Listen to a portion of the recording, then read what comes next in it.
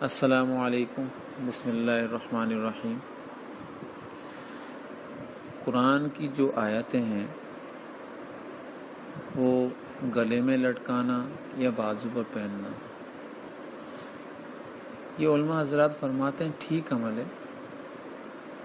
لیکن اس کو ضروری سمجھ لینا یہ صحیح بات نہیں ہے۔ تعویذات کا یقین دل میں بٹھانا یہ صحیح بات نہیں ہے۔ تعویذ سے ہی سب کچھ ہوتا ہے، اس کا یقین دل میں بٹھانا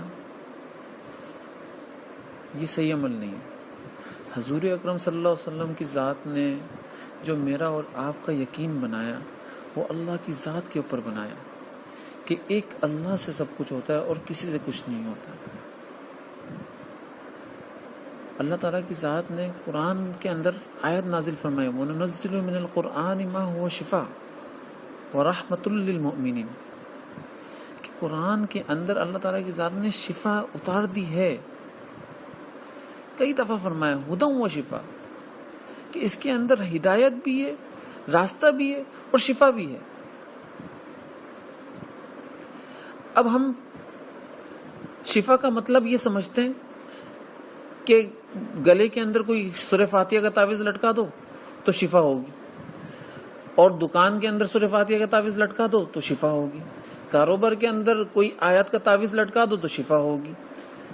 معاشرت کے اندر کوئی آیت کا تعویذ لٹکا دو تو شفا ہوگی، میاں بیوی کے اندر کوئی تفریق ہو گئی ہے تو کوئی آیت کا تعویذ لٹکا دو دونوں کی گلوں کے اندر تو ان کو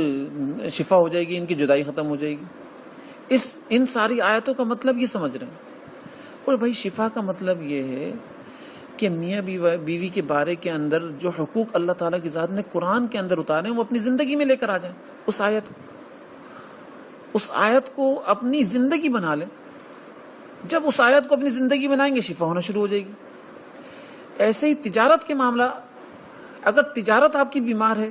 تو قرآن کی آیت تجارت کے بارے میں جو احکام نازل کر رہی ہے اس کو اپنی زندگی بنا لو تو تجارت بھی جو بیمار ہے وہ شفا میں تبدیل ہو جائے گی۔ ایسے ہی اگر معاشرت بیمار ہے، حقوق العباد کے اندر کوتاہی ہو رہی ہے تو اللہ تعالیٰ کی ذات نے حقوق العباد کے بارے میں جو حکم اتارے ہیں اس کو اپنی زندگی بنا لو تو حقوق العباد کی کوتاہی دور ہو جائے گی، اس میں آپ کو شفا ہو جائے گی۔ بچوں کی تربیت صحیح نہیں ہو رہی تو بچوں کی تربیت کے بارے میں جو آیت اللہ تعالیٰ کی ذات نے اتاری، جو احادیث مبارکہ آئی ہیں ان کو اپنی زندگی بنا لو، ان کو عملی لائن کے اندر لے کر آ جاؤ تو بچوں کی تربیت بھی صحیح ہونا شروع ہو جائے گی۔ کمائی کے معاملات، حلال کمائی کے معاملات صحیح نہیں ہو رہے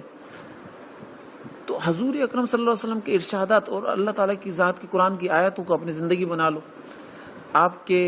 حلال کے اسباب درست ہو جائیں گے، کمائی کے اسباب درست ہو جائیں گے، وہ جو کمائی کے معاملے میں بیماری ہے وہ شفا میں تبدیل ہو جائے گی۔